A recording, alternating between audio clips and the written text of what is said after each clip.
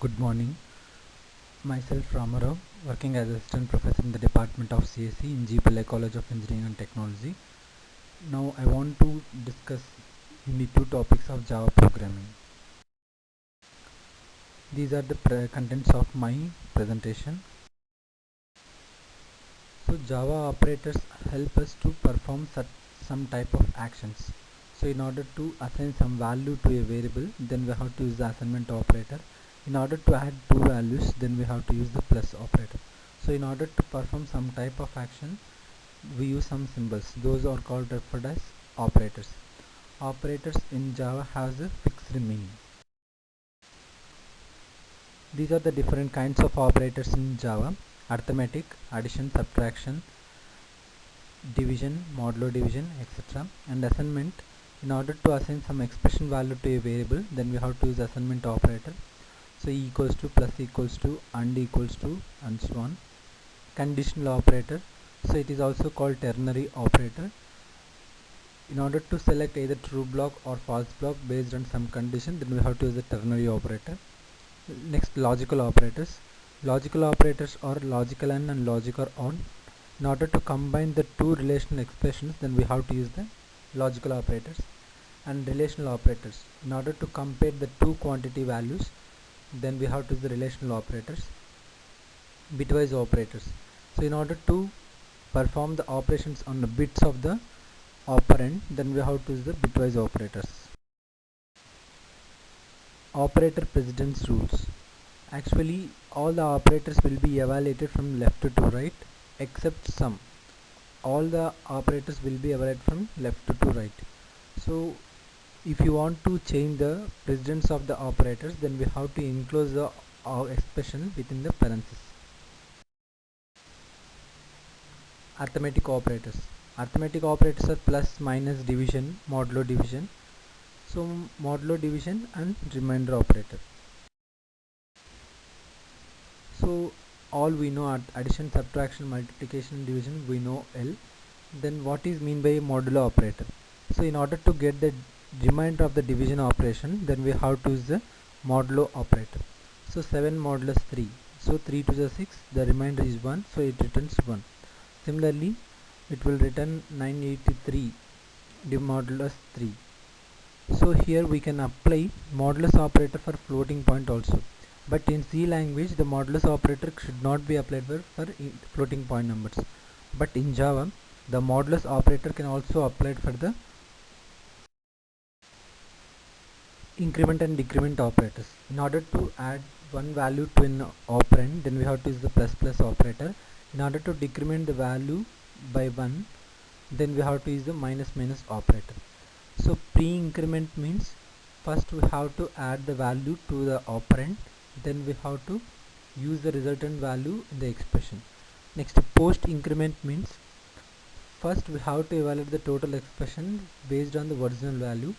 After completion of the total expression evaluation, then we have to use the increment operation. Okay, so pre-increment and post increment. When these increment and decrement operators are used in the single statement, that means independent statement, then the output is same. When we combine these operators with the other operators, then the output may vary. Suppose we start x is equals to 7 and y is equals to 9. So x plus plus into y. So x into 9.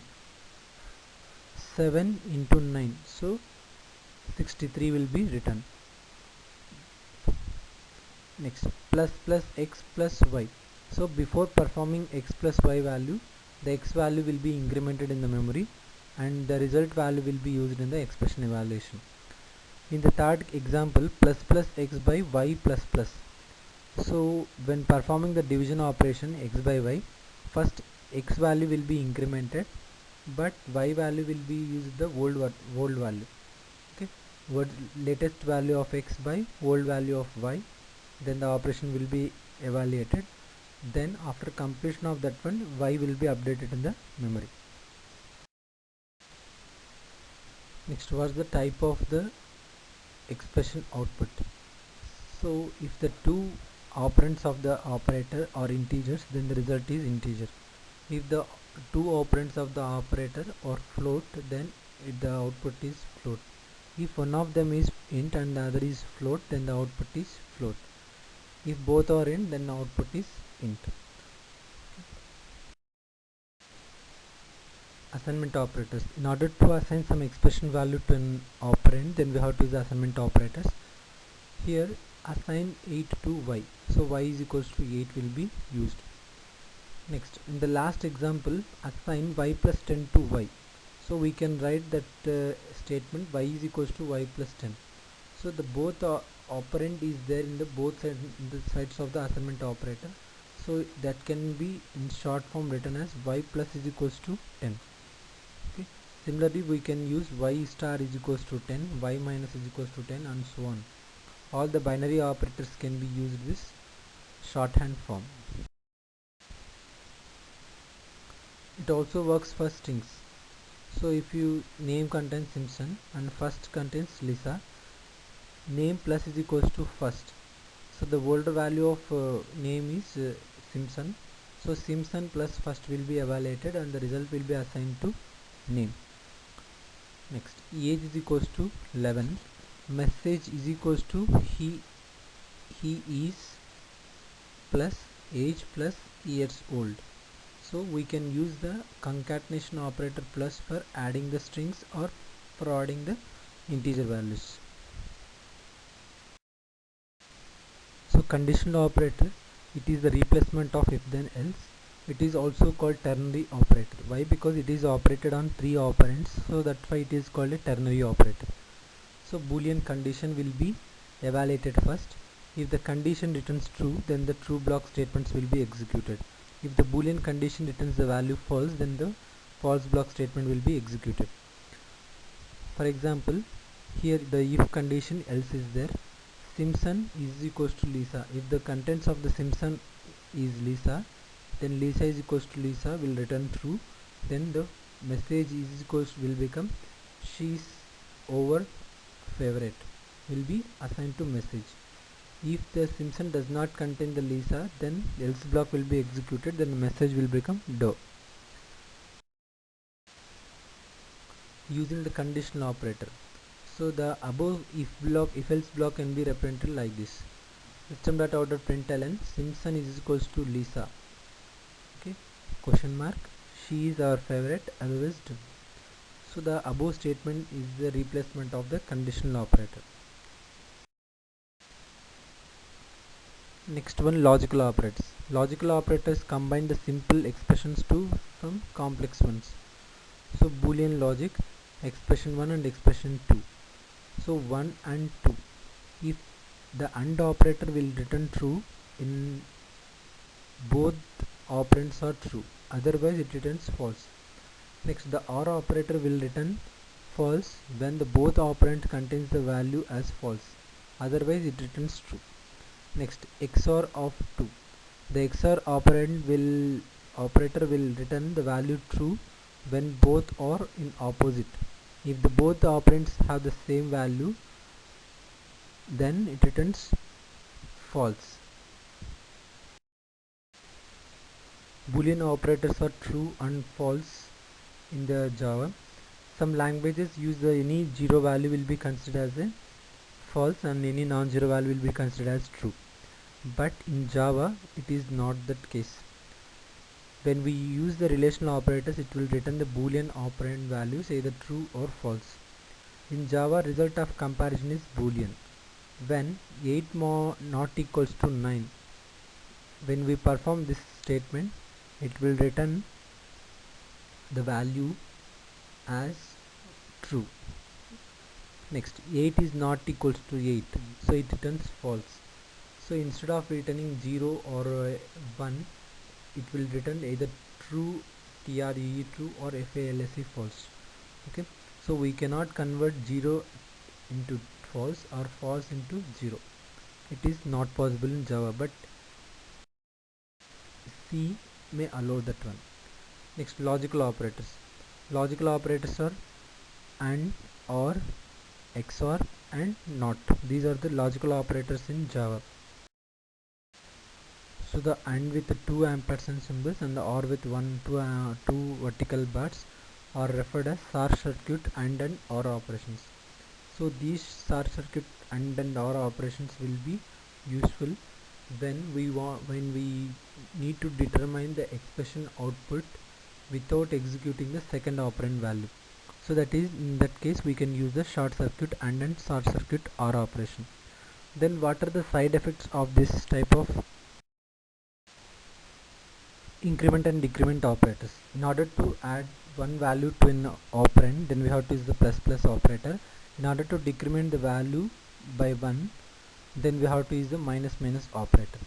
So pre-increment means first we have to add the value to the operand, then we have to use the resultant value in the expression. Next, relational operators. To determine the relationship between two values, then we have to use the relational operators.